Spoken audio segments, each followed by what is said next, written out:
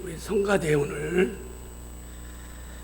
주를 위한 이곳에 찬양을 잘 하셨어요. 우리 격려의 박수.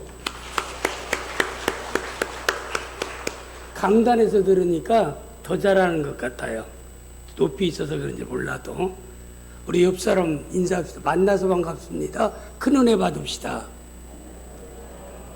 뒷사람에게 만나서 반갑습니다. 큰 은혜 받읍시다. 내일부터 방역지침에 의해서 야유에서는 마스크를 쓰지 않는다라고 얘기합니다. 이제 빠른 시일 내에 실내에서도 마스크를 쓰지 않고 자유롭게 성도의 코이노니아 교제가 이루어지는 그 시간에 속해 오기를 간절히 바라고 그때가 반드시 오리라고 확신합니다. 제가 거의 50년 동안 강단에서 설교를 해왔습니다. 그런데도 담임 목사로부터 오늘 설교 1, 2부를 부탁받고 그 순간부터 괜히 마음속에 떨림이 있어요. 저는 그렇게 말씀을 50년 동안 강단에서 주일낮도 1부, 2부, 3부, 오후, 새벽 이렇게 예배를 그렇게 수없이 설교해왔고 전국에 또 부흥이 다니면서 그렇게 외쳐왔는데도 항상 설교하려고 이 강단에만 쓰면은 딱 두 가지예요. 설레임이 있고 항상 두려운 마음도 있습니다. 왜? 하나님의 말씀을 내가 대언하는데 대언하는 자로서 부족하지 않는가. 그리고 또 한 가지는 내가 설교하는 말씀을 말씀대로 내가 살지 못하면서 성도들에게 이 말씀대로 살라라고 증거하는 것이 내 마음속에 부담이 되어지기 때문입니다. 바울 사도가 고린도서 11장 1절에 내가 그리스도를 본받은 것 같이 너희는 나를 본받으라. 참 얼마나 멋있는 사람이에요. 우리가 그리스도를 본받기 바랍니다. 이 말을 하기 쉬워요. 그러나 내가 그리스도를 본받은 것 같이 이건 중요한 겁니다. 지도자인 내가 너희에게 서신을 보내는 내가 그리스도를 본받은 것 같이 너희도 나를 예수 본받는 것을 내가 예수 본받는 것을 너희도 나를 본받으라. 참 신앙생활 이게 어려운 것 같아요. 우리 믿는 성도들이 가장 중요한 것은 뭘까요? 신앙생활에서 어려운 점은 함께 있는 가족들입니다. 나의 삶을 하나에서 열까지 잠자고 일어나고 활동한 모든 것을 함께 식사하면서 같이 여행 다니고 모든 거 같이 하면서 다 이렇게 가까이 보지 않아요. 그런데 부모가 믿음을 따라 사랑하는 모습을 자녀들에게 보여야 또 자녀들이 우리 아버지를 보니까 어머니를 보니까 하나님은 살아계신 분이시구나. 하나님 잘 섬기는 사람에게 복을 주시는 하나님이시구나. 이 땅의 가장 소중한 삶이 하나님 잘 섬기고 예수 잘 믿는 것이구나 라는 사실을 자녀들이 알게 되어집니다. 우리 교인들 가운데 지금 세월이 많이 흘렀지만은 서리 집사로 집사된 지 얼마 되지 않는 분이 기천만 원의 11조를 드렸어요. 그래서 기천만 원의 11조를 아마 유산을 이렇게 받아서 거기서 11조를 띈다는 거. 또 집을 샀다가 집 살다가 집을 팔아서 또 이익을 얻었을 때 뭐 월급 받아서 11조 드리는 거하고는 좀 다르잖아요. 뭐 억대도 되고 몇천도 되어지고. 근데 이런 것을 뭐 안수 집사가 드렸다, 장로가 드렸다, 권사가 드렸다 하면은 믿음이 있으니까 신앙이 성숙하니까 그럴 수 있겠다 하는데 아니 누가 얘기해 설이 오면 떨어지고 붙는 설이 집사가 어떻게 저렇게 몇천만 원을 11조 드릴 수 있을까? 저는 지금 성도가 지금도 우리 교회에서 중요한 위치에서 직무를 감당하고 있어요. 지금도. 근데 이름을 밝힐 필요는 없겠죠. 근데 그분을 그 뒤에 쭉 보니까 믿음이 잘 성장해요. 그래서 이제 그분의 집을 이제 신방 가서 보니까 하나님의 말씀, 온전한 11절을 하나님께 드리라는 것을 집에다 아이들이 보는데 앞에다 그 성경 구절을 써서 붙여놨더라고요.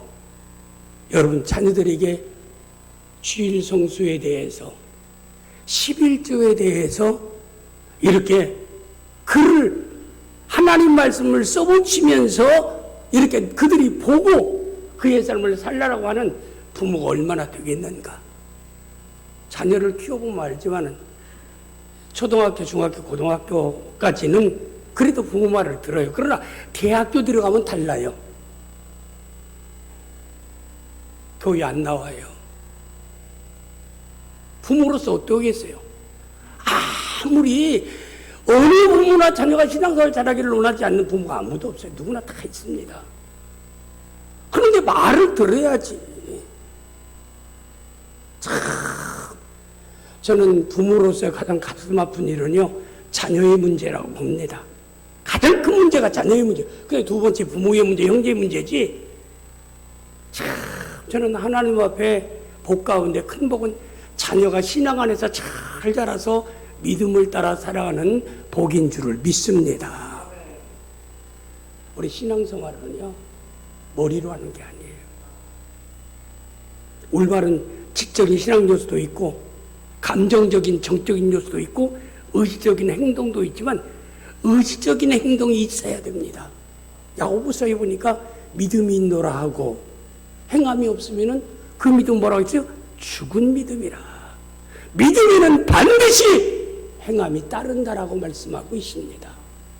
사랑하는 성도들이요, 여러분이 믿음을 생활로서 증거하는 삶을 사십니까? 하나님께 예배할 때만 하나님을 경외하는 것 같고, 예배 끝나고 밖에 나갈 때는 성도의 옷을 교회 옷걸이에다 딱 걸어놓고 세상 옷을 입고 또 세상 나가 세상 사람들처럼 살지는 않습니까? 교회 밖에만 나가면 물질이 우상이고, 교회 밖에 나가면 권력과 명예, 지식이 우상은 아닌지요. 신앙 생활입니다. 신앙은 생활로 증거되어야 한다 이 말입니다. 오늘 저는 노뎀나무 아래에 있는 엘리야라는 제목으로 여러분에게 말씀을 드리려고 합니다. 엘리야 선지자의 이름의 뜻은 뭘까요? 엘리란 말은 나의 하나님, 야란 말은 여호와. 그러니까 엘리야란 뜻은 나의 하나님은 여호와이시다. 따라서 하겠습니다. 나의 하나님은 여호와이시다. 성가대, 나의 하나님은 여호와이시다. 더 크게, 나의 하나님은 여호와이시다. 예, 찬양만 잘 불러야 좋은 게 아니라 말씀도 크게 따라서 해야 됩니다. 참 얼마나 멋있어요. 엘리야라는 이름이 멋있잖아요. 나의 하나님은 여호와이시다. 참 엘리야라만 불러도 은혜가 돼요. 성경의 이름 아브라함, 열국의 어머니 사라, 열국의 아버지 사라, 열국의 어머니 베드로, 반석, 다 이렇게 이스라엘 승리자.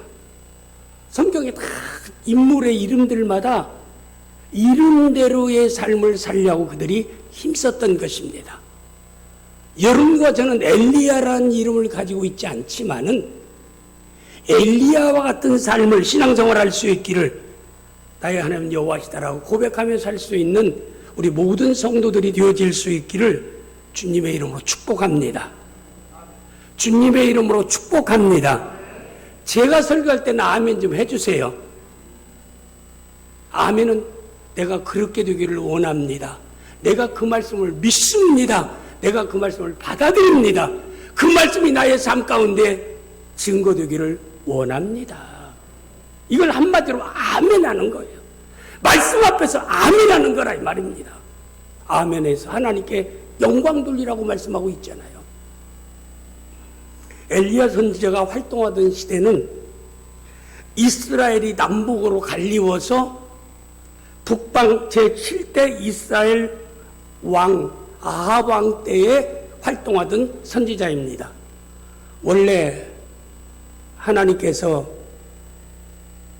사울을 왕으로 세우고 그 다음에 다윗을 왕으로 세우고 쭉 내려와서 이제 솔로몬을 왕으로 세웠습니다.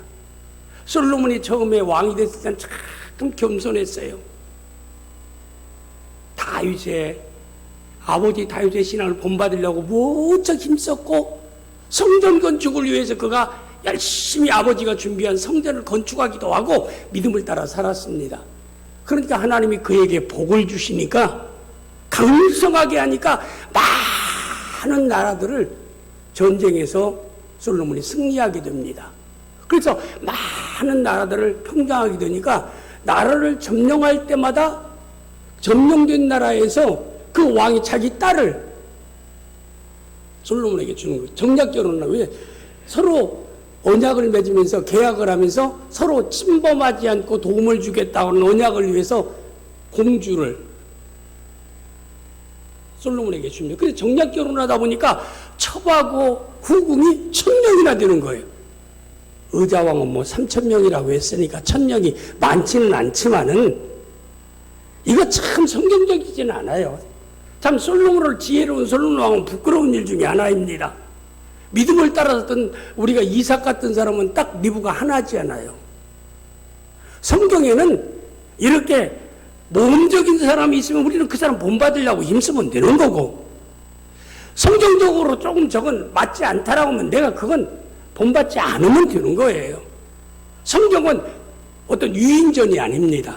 유인전은 좋은 것만 기록하지만 성경에는 다윗이 연약한 우리아의 바스바를 취했던 그 사건도, 부끄러운 사건도 기록하고 있잖아요. 나의 힘이신 여호와여 내가 주를 사랑합니다 고백했던 그 엄청난 다윗, 너는 내 마음에 합한 사람이라고 말씀했던 그런 다윗도 그렇게 연약해서 너무나 부끄러운 모습을 성경에서는 또 우리에게 이렇게 보여주고 있습니다. 이건 성경 66권의 모든 사람은 다 마찬가지예요.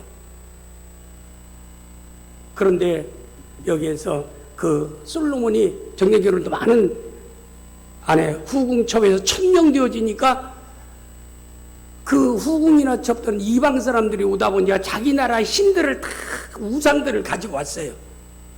우상들을 가지고 와서 솔로몬에게 어떻게 그들이 애교스럽게 잘했든지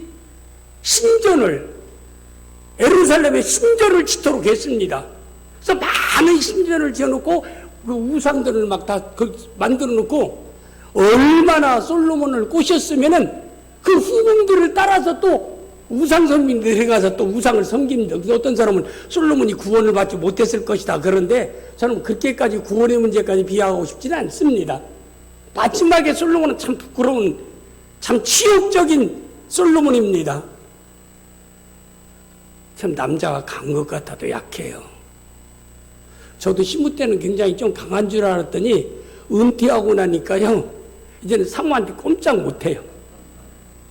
설거지는 기본이고 청소도 기본이고 항상 대기하고 있고 기사로서 얘기하고 있고, 이제 지금 없으니까 이제 제가 하는 얘기지. 그때 그랬어요. 신부 때 내가 당신 위해서 얼마나 희생했는데, 아니 은퇴한 지 6년밖에 안 됐는데 그거 가지고 뭘 그렇게 생색내냐고. 내가 앞으로 15년 하나님이 허락해서 15년만 더 살게 해주면은 20년 동안 내가 평생 동안 당신 섭섭하게 했던 것 다 보상하도록 최선을 다할 테니까 그냥 건강하면 내 옆에 있어 달라고. 내가 건강할 이유는 당신을 위해서 내가 건강해야 한다고. 그런 얘기를 하면은 하여튼 조금 마음은 그래도 좀 놓이는 것 같아요. 그러다가 제가 지난번 이제 쓰러져서 응급실에 가기도 했었어요. 건강관리 잘못하면은 쓰러질 수 있습니다. 제가 손바에 둘레 21kg잖아요. 이걸 이틀간에 걸쳐 2번 돌았어요. 제 나이에 지금 나이가 적지 않은 70대 중반 나이에 21km를 날씨도 더운데 두 번을 돌았어요. 두 번을. 그리고 난 뒤에 갑자기 쓰러져 가지고 아산병원에 와서 일주일 동안 응급실에 있기도 했습니다. 그래서 건강관리는 지혜롭게 내가 해야 된다. 운동도 나이 맞게 해야지. 21km가 뭐 가까운 2, 3km 석촌호도 도는 건 아니잖아요.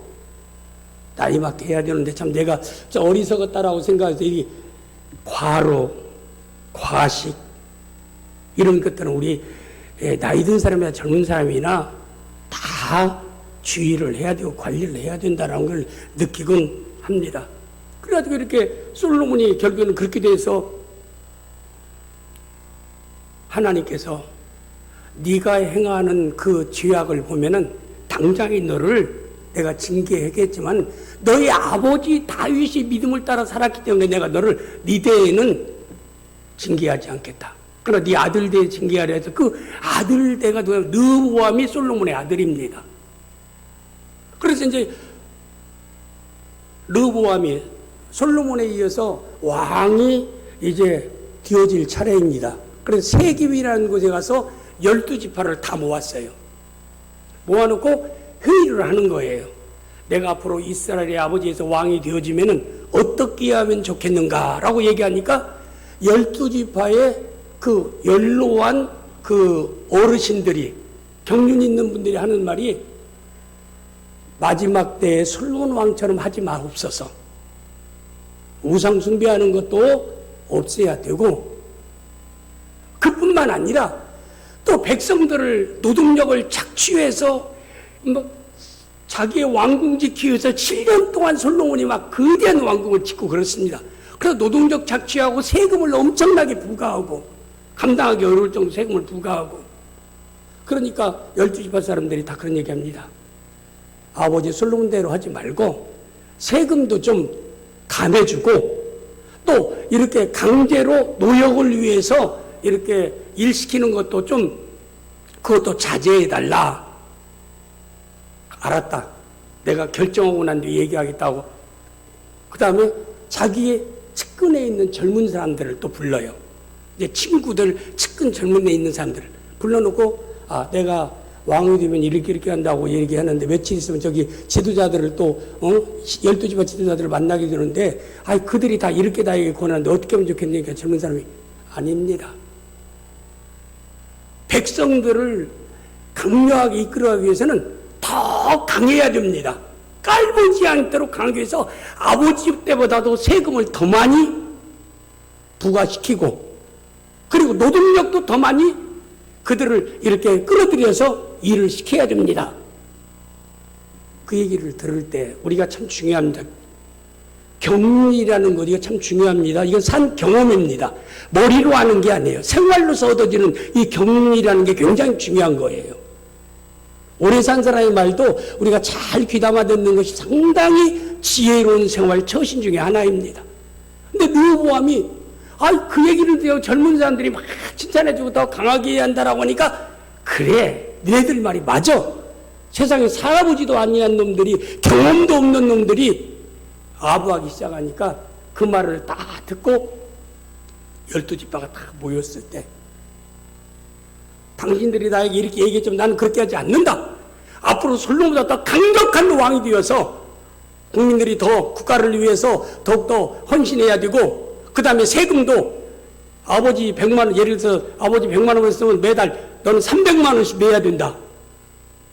그러니까 거기에서요 소동이 일어나서 10지파가 등 돌립니다. 그리고 2지파 베냐민과 유다 지파만 르호보암을 그냥 호응합니다. 그래서 그들이 폭동이 일어나니까 밤중에 세겜에서 도망쳐버려요. 예루살렘으로. 그래서 결국에는 예루살렘을 중심한 유다라는 나라가 르호보암을 통해서 세워지고 그 당시에 재무와 노동과 모든 국무총리와 같이 활동했던 여로보암 아버지 때부터 충신했던 여로보암이라는 사람이 있는데 이 사람이 너무나 인기가 좋으니까 솔로몬이 그를 조금 싫어하니까 그가 딴 나라로 이렇게 피신했다가 다시 10지파가 여로보암을 초청해서 와서 여로보암을 왕으로 해서 북방 이스라엘이 세워지게 됩니다. 그래서 우리나라 남북이 분단되어지는 이런 비극적인 역사가 일어나게 됩니다. 그때 북방 이스라엘 왕, 당시 제7대 왕이 아합 왕입니다. 여기 보면은 BC 871년에서 852년 동안 이스라엘을 치리했던, 사마리아를 중심해서 22년 동안 치리했던 아합 왕 때에 활동했던 선지자가 엘리야 선지자입니다. 그런데 이 엘리야 선지자는요, 하나님 보시기에 심히 이 악을 행하는 사람이었다라고 성경이 얘기하고 있어요. 여기 열왕기상 16장 30절 보겠어요. 오므리 아들 아합이 그의 이전의 모든 사람보다 여호와 보시기에 악을 더욱 행하여 그동안 이스라엘의 모든 왕들보다 더욱 악을 행하여 31절 느바세들 여로보암의 죄를 따라 행하는 것을 오히려 갖게 이고 시돈 사람 엘바알의 딸 이세벨을 아내로 삼고서 바알을 섬겨 예배하고, 시돈의 엘바알이라고 하는 우상, 그 왕 이름이 에바울인데 그 사람이 살아있는 신이에요. 일본의 천황배야처럼, 우리가 신사참배의 천황배야처럼 살아있는 우상의 신이 에바알입니다. 그 왕의 딸 이세벨을 그가 후궁으로, 후궁이 아니라 황으로 맞이합니다. 이스라엘 사람들은 결혼을 이스라엘 사람과 하나님 백성과 함께 하는데, 아니 이스라엘의 왕이 이방 시돈 여자의 우상을 섬기는 사람, 우상인 사람의 딸을 데려다가 그가 황후를 삼게 되어집니다. 그뿐만 아니라 32절 말씀 내용에 보니까 사마리아에 건축한 바알 신전을 건축하고 바알을 위하여 제단을 쌓으며 또 아세라상을 만들었으니 이는 그 이전에 이스라엘 모든 왕들보다 심히 이스라엘 여호와를 노하시게 하였더라. 아니 사마리아에 큰 이세벨이요 신전을 세우고 자기 나라에서 850명의 바알 선지자 450명, 아세라 선지자 400명을 데리고 와서 궁궐에 자기가 식탁하는 자기 식탁 자리에다, 자기 식사하는 식탁 자리에다 850명의 자리를 이렇게 항상 만들어 놓습니다. 그 황후와 함께 식탁을 함께하는 선지자들이 바알 선지자, 이세벨 선지자들입니다. 그러니까 얼마나, 그러고 나서 전 이스라엘의 선지자들을 다 제거하기 시작합니다. 오직 엘리야가 하나님 나밖에 없습니다. 아무도 없고 나밖에, 선지자는 다 지금 죽임당하고 나밖에 없습니다라고 그렇게 하나님께 기도하니까, 야, 바알에게 무릎 꿇지 아니한 사람 7천을 내가 남겨두었다. 언제나요 믿음의 사람은 우리 눈에 안 보여도 있는 것이라 이 말입니다. 어떤 사람은 한국교회의 미래에 대해서 굉장히 걱정을 많이 해요. 유럽교회 같이 될 것이다. 어떻게 교회가 앞으로 박물관이 되고, 이 교회가 영국교회나 이런 유럽교회처럼 나중에 이게 다 매매되고 다 문 닫고 다 그럴 것이다. 나는 그렇게 안 봐요. 세계에서요, 우리 한국교회를 축복하셨어요. 가장 짧은 역사 가운데 가장 부흥에 놀라운 역사가 있었어요. 1000만 성도 1세기 만에 세계 가장 큰 교회 교단마다 한국에 다 있고, 그리고 거의 6만 2천 교회가 거의 있고 12만의 교역자가 있고, 세계에서 비례적으로 가장 선교사를 많이 파송한 나라가 대한민국입니다. 그리고 여러분 보세요. 좋은 장소마다 우리 남원교회도 예쁘게 지어졌지만 이런 잘 지어진 교회가 세계 어느 나라 가도 이렇게 잘 지어진 교회들이 없어요. 참 숫자가 많고 얼마나 많은지 몰라요. 한국은 복받은 나라입니다. 제가 미국에 옛날에 집회 갔을 때 어떤 분들이 그런 얘기 해줘요. 목사님, 한국 교회가 그렇게 복받은 비결이 뭐였어요? 내가 새벽 기도가 있기 때문이다 그랬어요. 한국 교회는 새벽 기도가 있기 때문이다. 그러니까 그 사람들은 새벽 기도는 얼마나 힘들고 일어나기도 힘들고 그런데요. 예수님이 새벽 미명에 한 적 가서 기도했지 않느냐? 한국 교회는 예수님 닮아서 새벽 기도하는 것이다.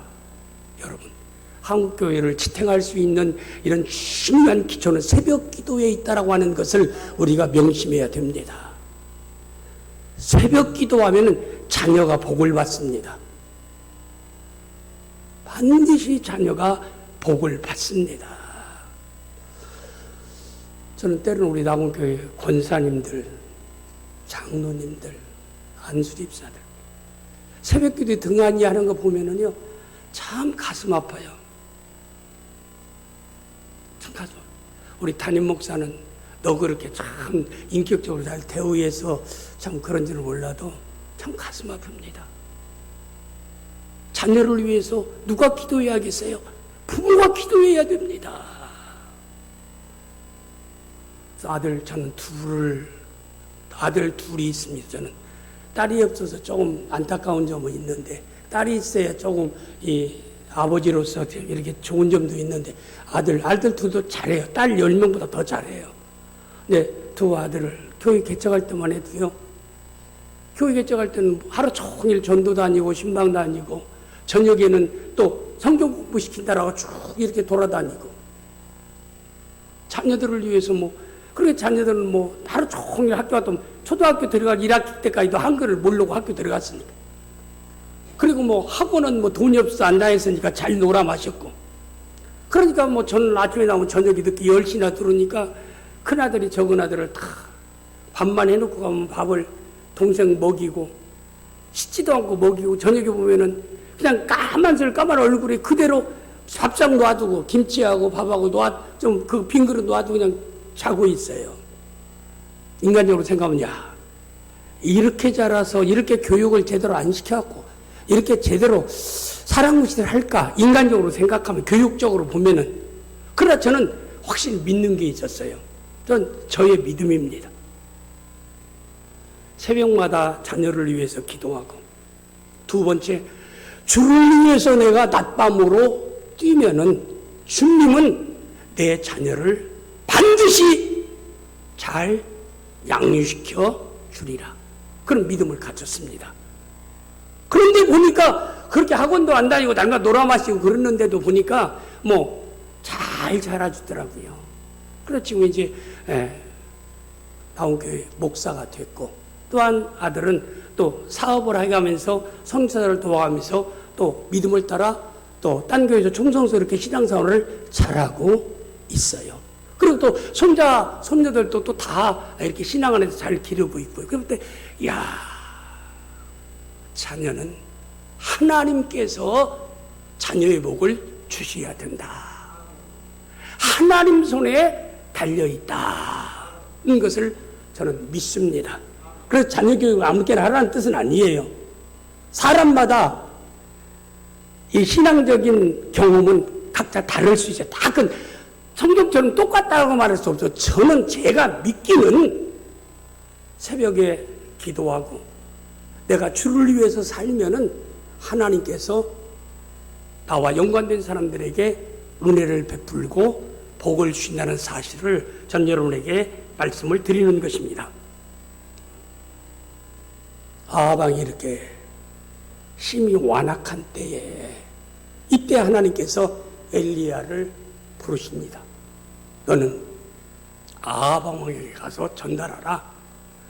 네가 우상 숭배하고 백성들을 다 우상 숭배하기 때문에 하나님이 징계해서 수년 동안 이 땅에 비가 내리지 않게 되리라. 이렇게 말씀하고 있습니다. 우리 열왕기상 17장 1절 한번 보겠습니다. 길라드 우간한 자 중에 디집산 엘리야가 아합에게 말하되 내가 섬기는 이스라엘 하나님 여호와께서 살아계심을 두고 맹세하노니 내 말이 없으면 수년 동안 비도 있지 아니하리라. 야고보서 5장 17절에 보니까 3년 6개월 동안 비가 오지 않았다라고 얘기했습니다. 비가 오지 않는 이런 징계가 따릅니다. 우리가 기억하세요? 하나님 백성, 이스라엘, 아합은 이스라엘 하나님 백성입니다. 이스라엘 백성들이 우상 숭배하고 하나님 떠나니까 하나님이 그들을 징계하십니다. 요나가 니느웨로 가라는데 다시 들어가다가 풍랑의 징계를 만납니다. 인간은 누구나 하나님이 다시스로 인도한 게 아니에요. 니느웨로 가라고 하는 겁니다. 하나님이 이렇게 하나님 말씀에 불순종하는 이런 아합과 이스라엘 백성들에게 하나님이 3년 동안 비가 내리지 않고 이슬이 내리지 않게 됩니다. 그러면서 하나님께서 엘리야에게 야, 너는 그리 시냇가로 가라. 그러니까 그런 그 재난이 그리 시냇가로 가니까 그리 시냇가에 물이 있어요. 근데 물을 먹고 있는데 잠자고 나니까 천사가 떡과 물을 머리맡 놓고 갑니다. 끼니 때마다 떡과 물을 줍니다. 그래서 저는 예수 믿고 난 뒤에 고등학교, 신학대학 모든 과정 가운데 항상 힘들 때마다 엘리야의 하나님은 나의 하나님이다. 엘리야에게 까마귀를 통해서 역사했던 하나님, 오늘도 하나님은 오늘도 역사하신다. 그래서 교회에 개척할 때 어려워도요, 우리 친척들 많고 예수 믿는 사람이 있고 제가 부목사로 있었기 때문에 연관된 장로들, 권사들, 돈 있는 사람 많아요. 가서 헌금 얼마만 붙여주세요. 내가 지금 개척교회에서 어렵습니다. 한 번도 손 내민 적이 없어요. 왜? 엘리야의 하나님을 믿으니까. 엘리야가 그리 시냇가에 있을 때 까마귀를 통해서도 먹을 것을 물어다 줬던 그 하나님인데, 개척교회를 위해서 이렇게 사역하는데 내가 배고프고 힘들면은 그냥 배고프면 굶는 겁니다. 그냥 자동금식을 시작하는 거예요.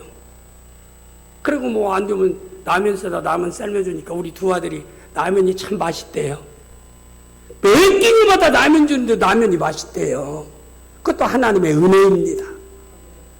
어제 오면 두 차이가 막 대굴대굴 앞서 굴러요.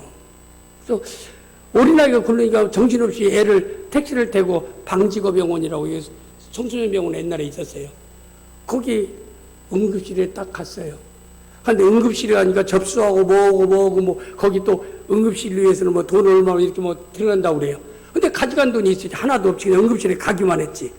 지금 같으면은 뭐 후불제로 해가지고 얘기만 하면 나중에 1년 동안 이렇게 활부로 갚을 수 있지만 옛날 40년 전에는 그런 일 없었잖아요. 그러니까 어떻게 돈 하나도 없고 그냥 아이 있는 데서 팍 사모하고 나하고 손잡고 막 기도하는 하나님, 아프다고 하는데 하나님 좀 안 아프게 해주시옵소서. 근데 하나님 역사에서 안 아프대요. 근데 응급실에 갔다가 안 아프다고 하길래 다시 또 아들 가면 택시 타고 돌아왔어요. 근데 이제까지 창자가 꼬여가지고 생겼던 그 아픔인데, 창자가 꼬이는 아픔인데, 기도할 때 하나님 또 풀어주셨어요. 그래서, 하나님이 급하면 급한 대로, 다급하면 다급한 대로. 그런 역사를 제가 여러분에게 하나하나 얘기하면 한두 가지겠습니까? 하나님의 살아계신 놀라운 역사. 믿음을 따라 살아가는 자에게 반드시 하나님은 역사하시는 하나님인 줄 믿습니다. 그런데 이렇게 징계 중에 그는 그리 시냇가에서 까마귀를 통해서 먹을 것을 줘요.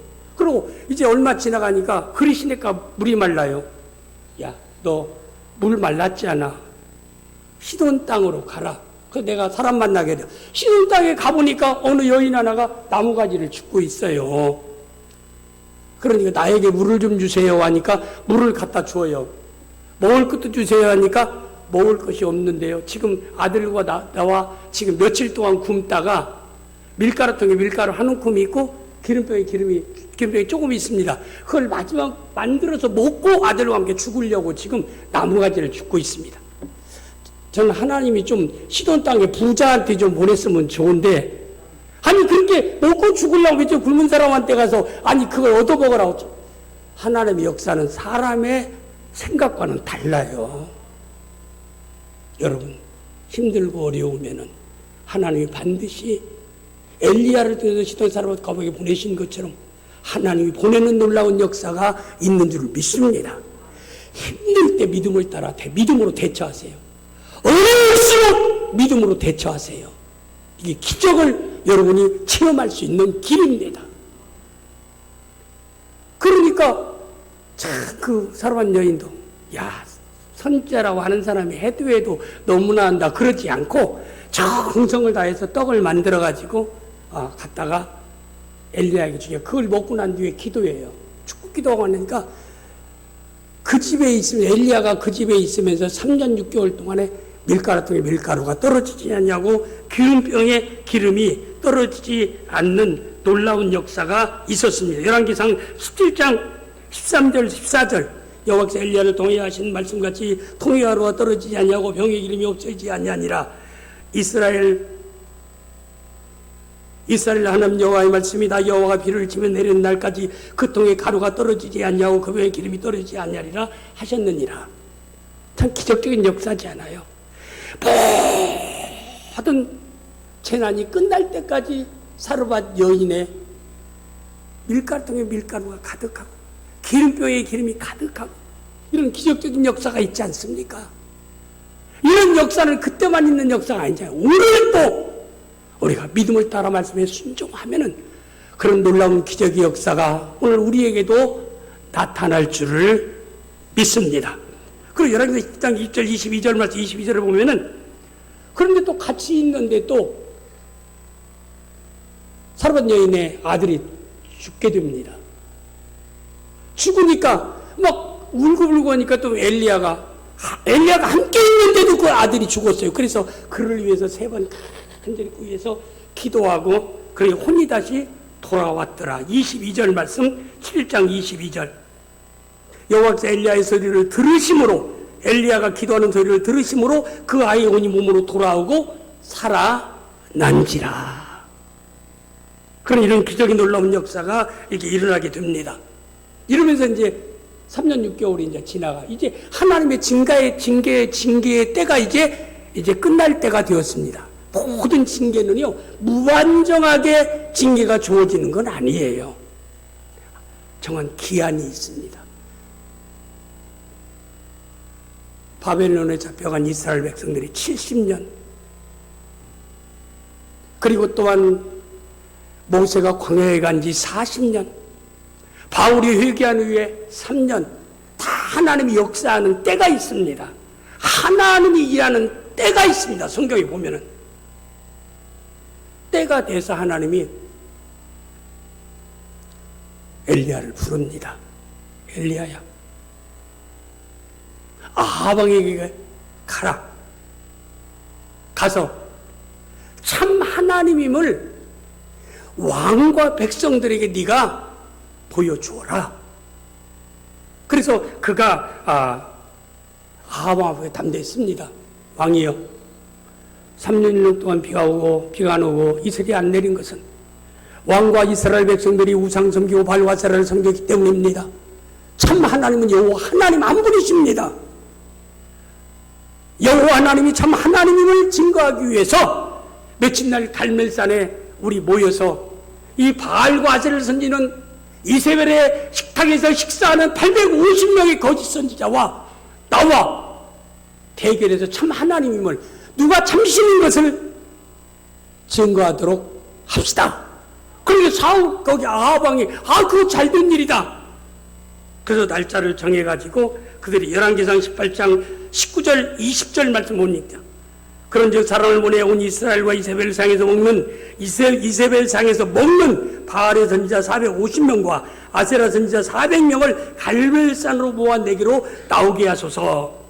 20절에 보니까 위에 이스라엘 모든 자손에게 사람을 보내어 선지자를 갈멜산으로 모이니라. 거기 선지자 850명이 딱 모여가지고 갈멜산에 모이게 되고 이스라엘 백성들도 다 함께 모입니다.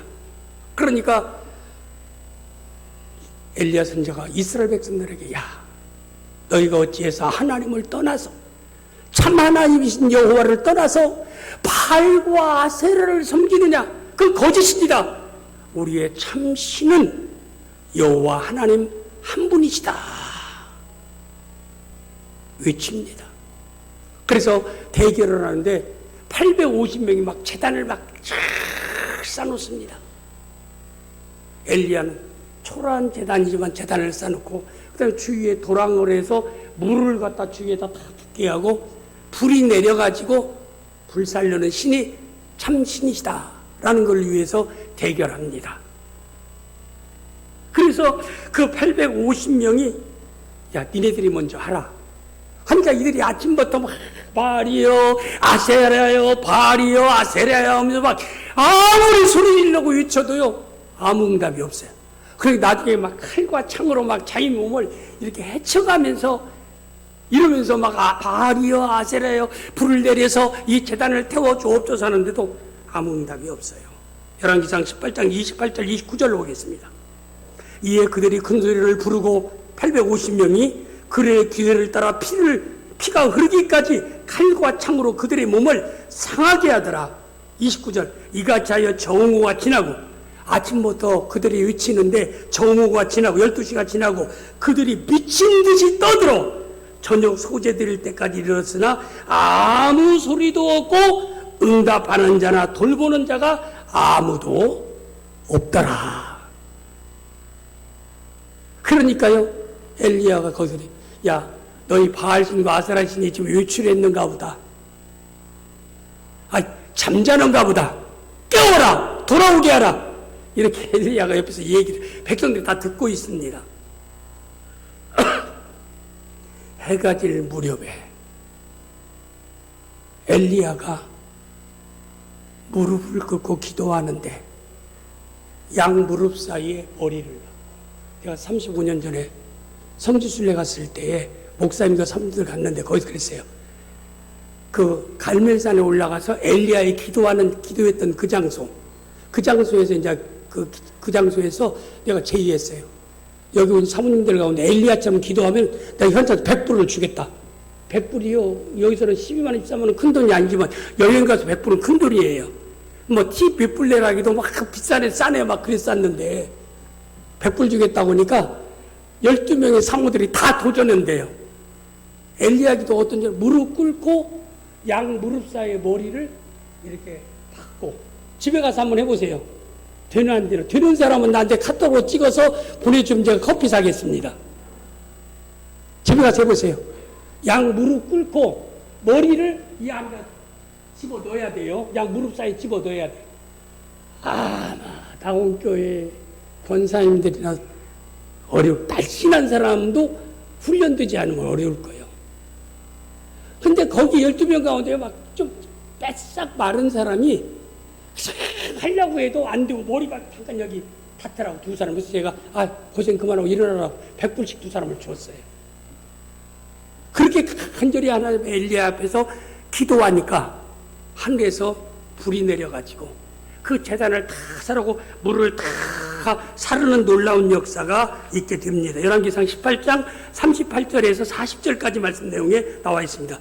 이에 이제 엘리야가 그렇게 무릎 사이에 머리를 박고 기도하길 이에 여호와의 불이 내려서 번제물과 나무와 여기에 돌과 흙을 태우고 또 도랑의 물을 다 불이 핥은지라. 또 40절 엘리야가 그들에게 이르되 바알의 선지자를 잡되 그들 중에 하나도 도망하지 못하게 하라 하며 곧 잡은 자 엘리야가 그들을 기도한 대로 데려다 거기서 죽이니라. 이렇게 하나님의 놀라운 불의 응답의 역사가 있게 되니까 백성들이 다 여호와가 참 하나님입니다. 참 이스라엘 백성들은 어떻게 간사한 점이 있어요. 여호와가 엘리야의 하나님 여호와가 참 신입니다. 참 하나님입니다. 막 그렇게 외치니까 850명을 다 붙들고 그리 시냇가에 가서요 다 처형해 버립니다. 그리고 난 뒤에 엘리야가 또 기도하니까 3년도 비가 오지 않은 땅에 막 비가 내리는 역사가 있고 이슬이 내리는 역사가 있어요. 그를 비를 피해 가지고 아합이 궁궐에 들어가니까 궁궐에 이세벨은 그 현장에 못 와요. 바알과 아세라신이 거짓신이라고 알았는지 몰랐는지 몰라도 대결한다니까 그 현장에 안 왔던 이세벨이 자기 남편 아합을 통해서 얘기를 들어요.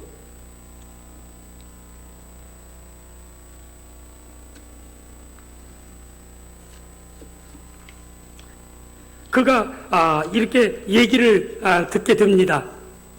우리 열왕기상 19장 1절과 2절 보겠습니다. 열왕기상 19장 1절 2절 아합이 엘리야가 행한 모든 일과 그가 어떻게 모든 존재를 칼로 죽인 일을 이세벨에게 말하니, 지금 이제 돌아와서 궁궁에서 이세벨에게 얘기하는 겁니다. 이세벨이 그 얘기를 들었던 이세벨이 정말 여호와가 참 하나님이다 알고 돌이키면 좋은데 우상성면에서 돌아오게 죽을 때까지 안 돌아와요. 더 완악해지는 겁니다. 이렇게 우상성 민사들은 더 완악해져요. 이세벨이 사신을 엘리사에게 보내어 이르되, 엘리야에게 보내어 이르되, 내가 내일 이맘때에 반드시 내 생명을, 저 사람 중 한 사람 850명이 이렇게 참살당했던, 죽였던 그 사람들과 같이 갖게 하리라. 그렇게 하지 않으면 신들이 내게 벌이에 벌을 내리기를 마땅하니라. 이 얘기를 엘리야는 지금 갈멜산에서의 막 놀라운 기적의 역사를 체험하고, 비가 오는 놀라운 역사를 체험하고 난 뒤에 들떠 있는데, 갑자기 왕궁에서 이세벨의 사자가 와가지고, 내가 내일 이맘때까지 너를 시냇가에서 죽였던 850명과 똑같이 내가 너를 죽게 하리라. 그 얘기 들어도 여러분, 엘리야는 어떤 사람입니까? 하나님의 임재와 임마누엘 하나님을 항상 마음속에 믿고 사는 사람이잖아요. 기도와 말씀 안에서 사는 사람이잖아요. 근데 뭐 이렇게 겁납니까? 근데 엘리야의 그 행동을 보세요. 그 말을 듣고 난 뒤에 여기 보니까 열왕기상 19장 3절, 그가 이 형편을 보고, 그가 이 형편이란 말은 이세벨이 사자를 보내서 너를 이맘때까지 죽이리라 하는 그 사신의 말을 듣고 난 뒤에 상황을 보고, 형편을 보고 일어나, 그 자리에서 즉시 일어나 자기의 생명을 위해 도망하여 유다에 속한 사마리아 지역에 이스라엘에 있는데 유다 쪽, 유다에 속한 부엘세바까지 가고 자기 사원을 그곳에 머물게 하고, 또 자기 사원을 머물게 하고 4절 말씀 내용에 자기 자신을 광야에 들어가 하룻길을 가서 한 노뎀나무 아래 앉아서 자기가 죽기를 위하여 이르되 여호와의 넉넉히 내 생명을 거두시옵소서. 이거 너무나 대도되지 않아요? 이제까지 제가 설명했던 갈멜산에서의 엘리야, 그리 시냇가에서 가위를 들어 역사했던 엘리야, 사르밧 여인을 통해서 역사했던 그 엘리야, 하나님이 놀라운 것을 체험한 그 사람인데도, 아니 이세벨이 그렇게 내일 이맘때 죽이리라 생각해도 좀 그가 믿음의 용기와 담력을 가지고 다니엘처럼, 사드락메삭 아벤노처럼, 다윗처럼 믿음으로 대처하면 얼마나 좋겠습니까? 그런데 그 형편을 보고 난 뒤에 그가 완전히 도망해서 하룻길을 도망가가지고, 그리고 노뎀나무, 바란 광야의 노뎀나무 앞까지 하룻길을 또 혼자 도망가서 나무 밑에서 탁 앉아가지고, 하나님 다 죽여주옵소서. 다 더 이상 견딜 수가 없습니다. 이미 나는 완전히 이제 영혼과 육신이 나약한 상태가 되었고, 사명과 직무를 망각하고 삶을 포기하고 죽음을 원하는 상태가 되었어. 어떤 사람은 번아웃 상태라고 얘기합니다.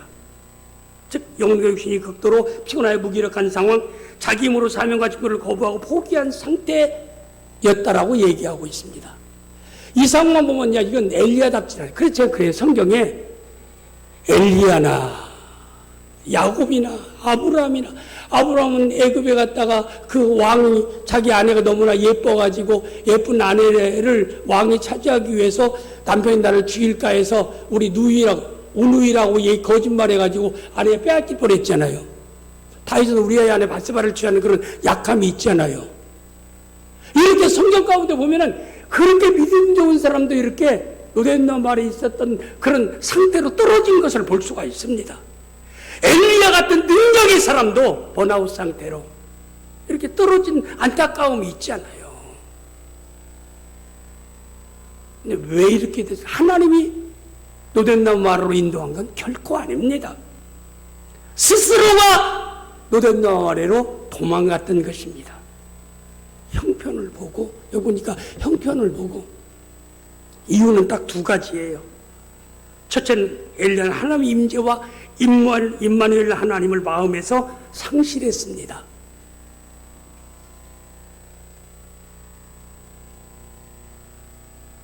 열왕기상 19장 3절에 보면 그가 이 형편을 보고 일어나, 여기 보면 그가 이 형편을 보고 일어나 자기 생명을 내 도망하여 어디?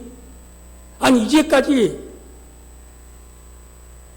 하나님의 임재하심, 임마누엘 하나님의 놀라운 살아계신 역사를 그는 항상 보고 살았어요.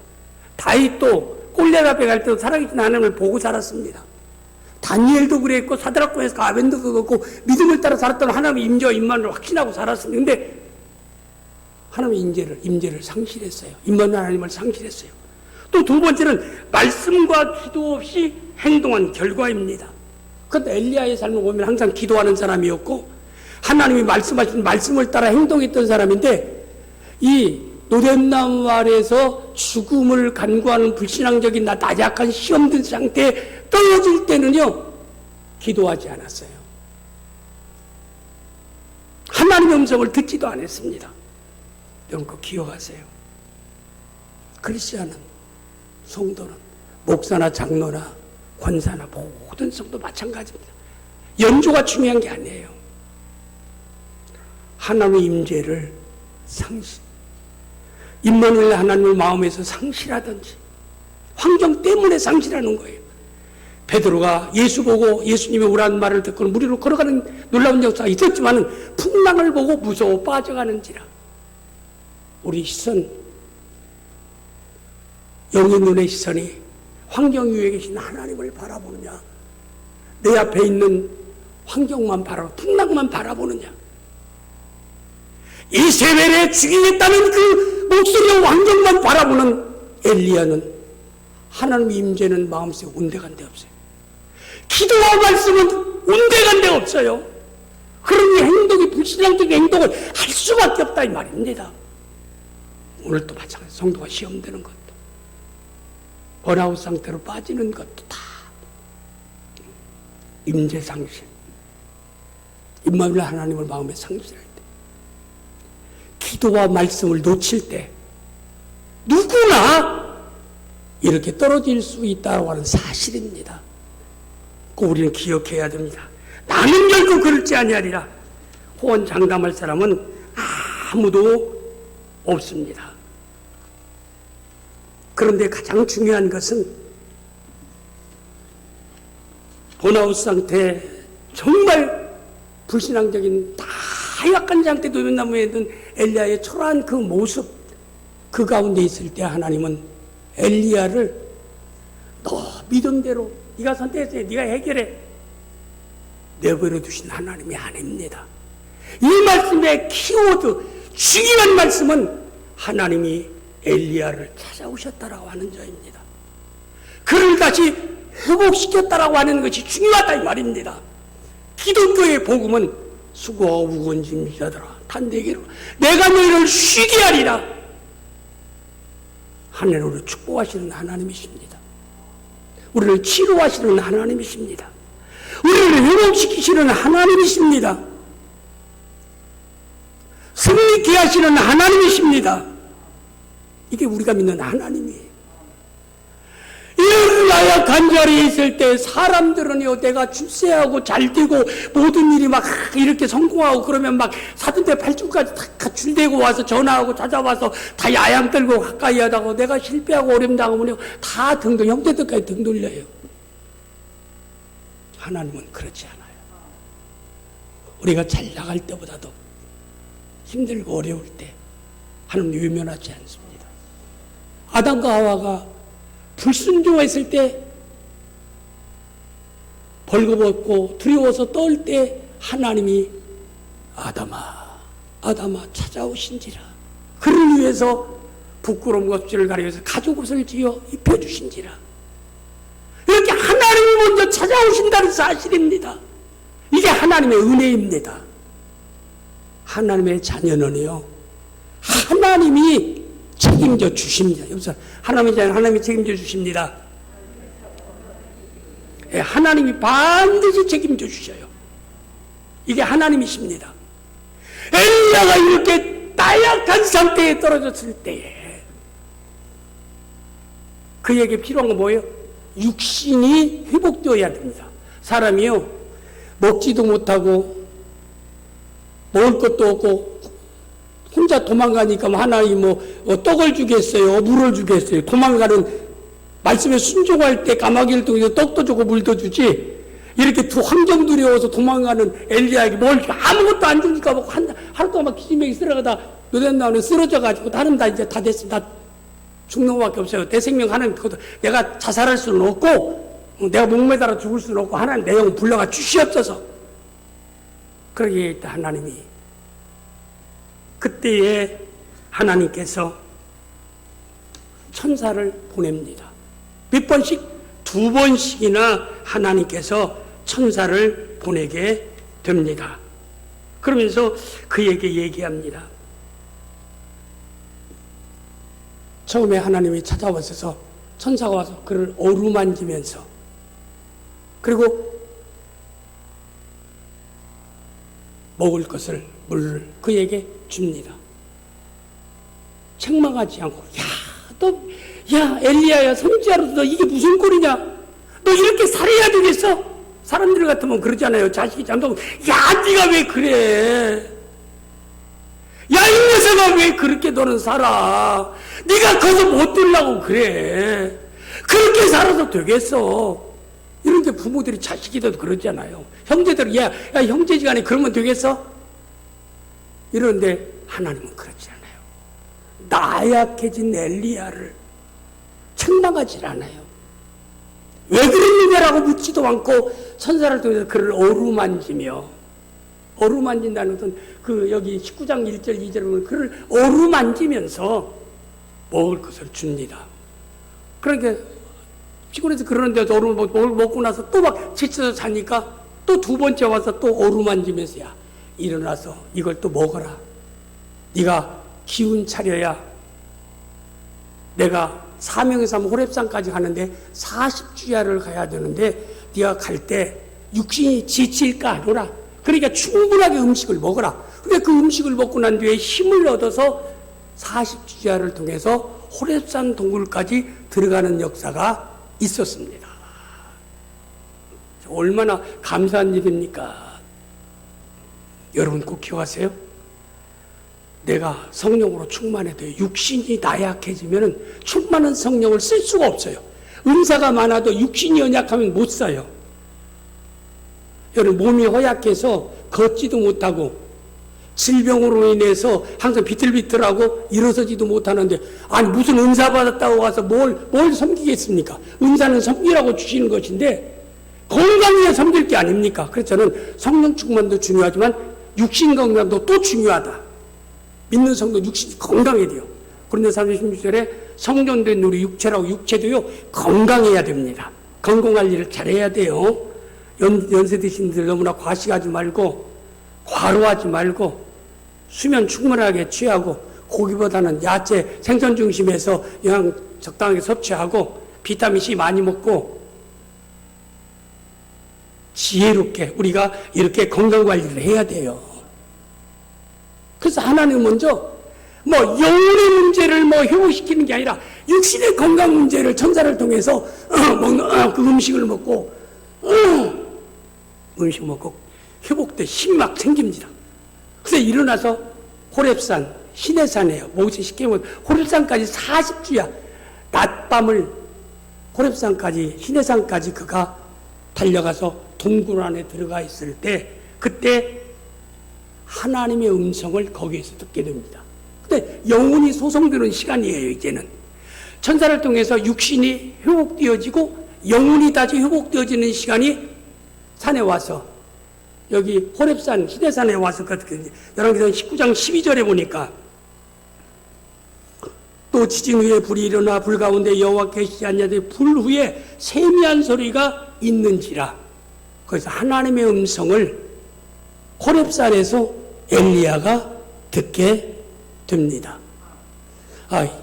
2부 때는 설교 짧게 한다고 했는데 강단에 쓰면 왜 이렇게 설교가 길어지는가 모르겠어. 제가 한 5분 안에 끝날게요. 그리고 오래간만에 이렇게 쓰면 할 말도 많아요. 담임 목사님 설교를 잘 하시지만은 거기서 세미한 음성을 듣고 난 뒤에 그가 다메섹에 가서 이 하사엘을 아랍 왕으로 기름 부어 세우고 여러분 19장 15절에 보면은 또 엘리사를 그 뒤에 보면 15장 16절에 보면 너는 내 님의 아들 예후에게 기름 부어 이스라엘 왕이 되게 하고 엘리사에게 기름 부어 너를 대신하여 선지자가 되게 하라. 이렇게 이제 사명을 회복하고 자기 사명을 완수하고 열왕기하 2장 11절에 보면은 두 사람이 길을 가며 말하더니 불새로 불말들이 두 사람을 갈라놓아 엘리야가 휘리바람으로 하늘로 올라가더라. 마지막에 엘리야가 엘리사에게 날 하나님이 부르니까 따라오지 마라. 따라가랍니다. 아니 하나님이 나를 불러가려고 하니까 따라오지 마. 아이 나 맹세코 따라. 왜? 당신이 받았던 영감을 내가 배로 받기를 원합니다. 그렇게 엘리야가 영감 받았다는 사실을 엘리사가 알기 때문에 더블로 받기를 원합니다 하니까 야 네가 어려운 거 구하는데 내가 줄 수 있는 거 아니잖아. 끝까지 따라와요. 그리고 난 뒤에 둘을 갈라놓고 하나님이 엘리야를 불병거 타고 휘리바람 위에서 죽음 보지 않고 에녹처럼 승천하는 멋있던 인간의 취 well dying 멋있는 마지막을 그가 이렇게 맞이하게 됩니다. 제가 오지하면 처음 예수 믿고 은혜 받았을 때 고등학교 때 하나님 나도 에녹처럼 엘리야처럼 죽음 보지 않고 휴거되게 하여 주시옵소서. 철부지했으니까 고등학교 때 그렇게 기도했겠지요.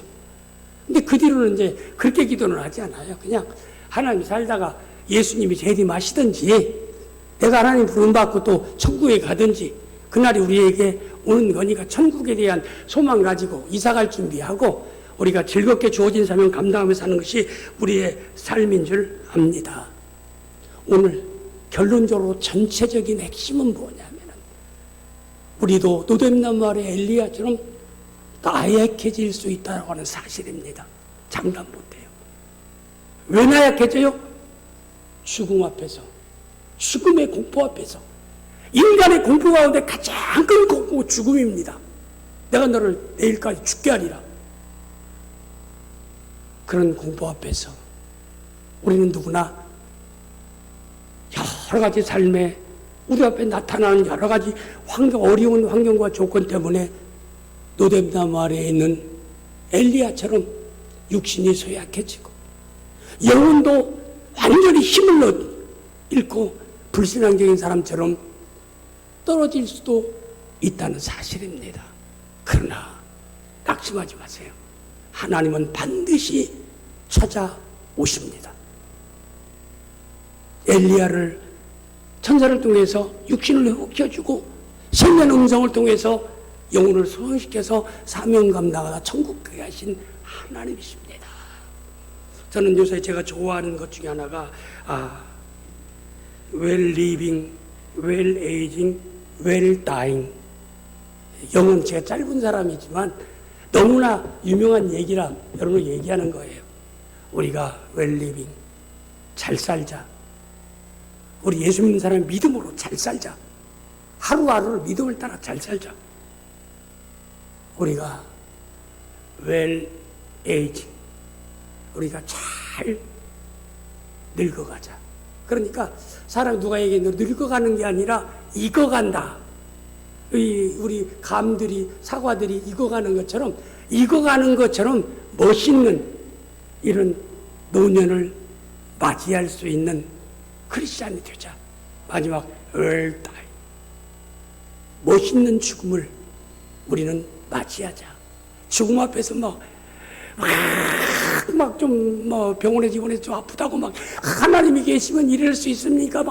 아니 그렇게 평생 권사인 장로가 마지막 그런 앞에서 아무리 고통스러워도 그렇게 불신앙적인 말을 할 수 있어. 그래서 주여 그런 고통 없이 천국을 소망하고 살다가 주님이 오라는 날 기쁘게 이사갈 수 있는 이런 멋있는 웰다잉의 삶을 살게 하소서.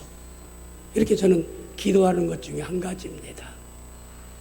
우리 낙원의 모든 성도들은 오늘의 이 노염나무에 있던 엘리야를 힘들고 어려울 때마다 한번 떠올리면서 내가 이 노염나무 아래에 있는 것은 하나님의 임재와 임마누엘 하나님을 내가 상실한 게 아닌가, 기도와 말씀을 내가 놓은 게 아닌가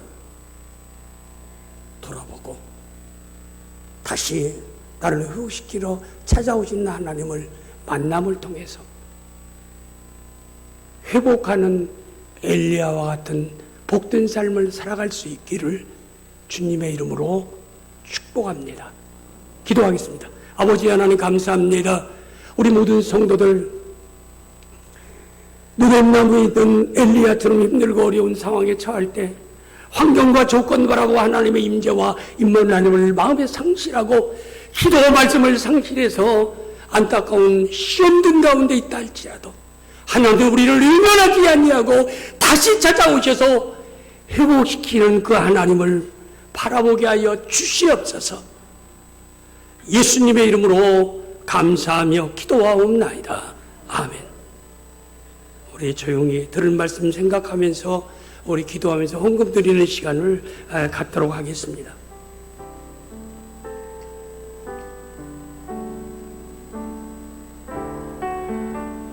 모든 것 아시는 주님,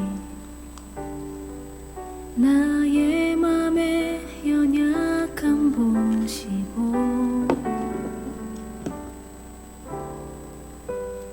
부족한 그 모습대로 주님 마음에 새겨주시네. 아버지 하나님, 우리 사랑하는 성도들을 기억하소서. 주님께 상당히 힘들고 어려운 상황 가운데 응답을 했던 엘리야처럼 힘들고 어려운 상황에 처한다 할지라도 낙심하거나 절망하거나 보지 않게 하게 하시고 다시 회복시키기 위해 살아오시는 주님 통해서 유신의 회복의 역사가 있게 하시고 영혼의 회복의 놀라운 역사가 있도록 은혜를 주님 손으로 인도하여 품어주시네. 주옵소서. 역사하여 주옵소서. 오주여 거친 도우소서. 길을 걸어갈 오주의 역사하여 때도 주옵소서. 험한 산이 오주님 함께 하시고 앞들마저도 인도하심을 이 감사합니다. 되신 주님 주님의 두 인도하소서. 손이 역사하소서. 나를 오주여 도우시고 이끌어 주시옵소서. 주의 마음이 닿은 내 삶에 저민 슬픔을 아버지 하나님 감사함을 드립니다.